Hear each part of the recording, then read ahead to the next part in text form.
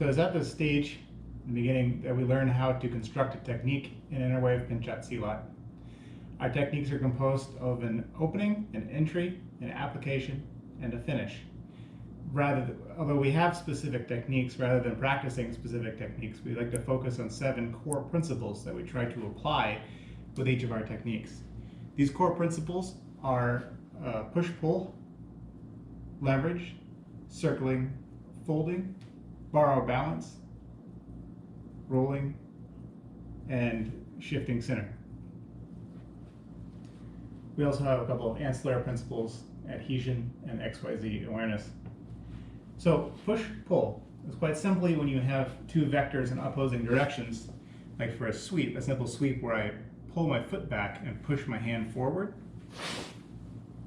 So that would be an example of push and pull. Leverage is when you take a joint, and which would normally bend this way like your arm, and you extend it. So a classic example of this would be a standing or a ground-based arm bar where you extend the elbow joint.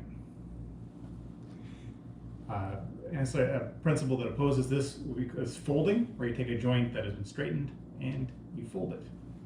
An example of this is when you catch an arm and fold an arm, or the classic scissor leg takedown in Silat, where you come here, you step, and you sweep their legs by folding their knee. That would be an example of folding. Circling. A classic example of circling is the putar kepala, or head turn technique, that is seen quite often in Filipino and Indonesian martial arts. You pass the arm, grab the head, and circle it back like this. You circle their body.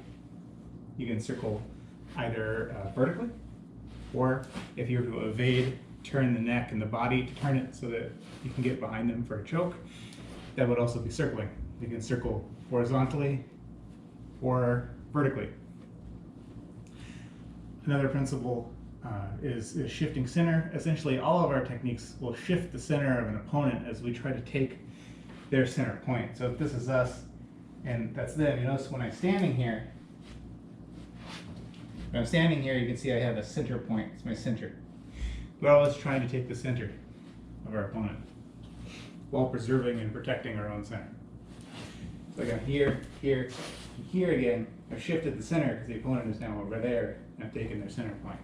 It's common to all of our techniques. How we get there, however, changes depending on context. Another principle we have is borrow balance. So the key thing with borrow balance is that when you're doing a technique, if you would fall over, but your opponent's balance is preventing you, we would call that borrow balance. We call it borrow balance, although we generally never really return it. So an example of that would be if I evade an arm here and my heel were on their hip or their leg. If I put my weight into that, I would fall forward, but the other person's body is preventing me from doing it. If you've ever seen the Raid, there's a scene where he grabs somebody and then he pulls them back rather graphically so that their neck is exposed to like some glass or something. So like this here, and then pulling back. This would be borrow balance because I would fall on my face if it wasn't for their head giving me up. So that's an example of borrow balance. Rolling. Rolling is a force multiplier where we're attempting to achieve a manipulation. If I just held my arm steady and pulled down, I would only have so much force to exert. If I have here and then I roll my forearm, I roll my hand, or I roll this catch here, that is a force multiplier that we apply to our techniques.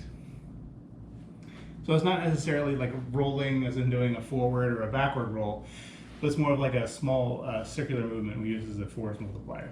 It's also used in our striking. If I punch straight, right, or straight, so we're going to punch, and we're going to punch with a vertical punch and then turn it into a horizontal punch. So we get that force multiplier, the rolling. All of these, I should mention, all of these principles apply equally to striking as well as locking and joint manipulation. The 2 ancillary principles, Xyz awareness and adhesion. Adhesion simply means sticking to your opponent. So like when the knife is involved, which we always assume it is. So they're stabbing and they're kind of repeatedly, right? The sewing machine. So for one of the defenses we have is to stick to the knife and not let it become free. It doesn't exist in like this quantum knife state where the knife can be anywhere, right? So as long as we try to maintain contact once we've established it. In Xyz awareness, it simply means to be aware of three dimensions when performing a technique. So we don't just go forward and backward, not just to one side, to the other, or also, I guess, the Z coordinate, right, and that axis. So when we do a technique, like the head turn I did before, so this would be one axis, right? What we're going to do is we're going to move them in all these directions and also down. So we have manipulation of the opponent in 3 dimensions.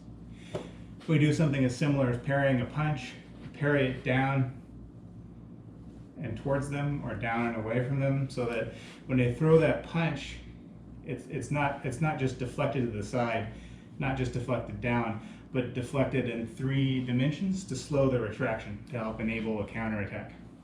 So very briefly, that's a description of the principles that we use to construct our techniques from.